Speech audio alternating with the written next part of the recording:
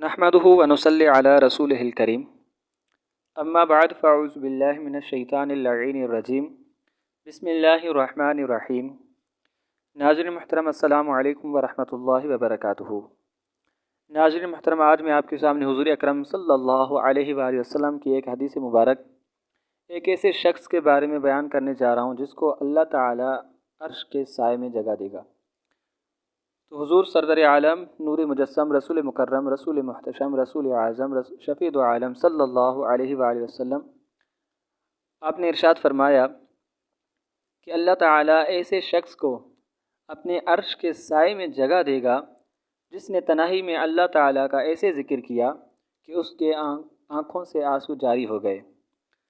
دعا ہے رب کائنات سے کہ میرا یہ کہنا اپنی بارگاہ میں قبول و مقبول فرمائے اور ہم سب کو اس پر عمل کرنے کی توفیق عطا فرمائے۔ وما توفیقی الا باللہ۔ اور ناظرین محترم، ہمارے چینل کو سبسکرائب کرنا نہ بھولیے گا اور بیل آئیکن کو بٹن کو دبائیے گا تاکہ آنے والی ہر نئی اچھی سے اچھی ویڈیو سب سے پہلے آپ تک پہنچ سکے۔ جزاک اللہ۔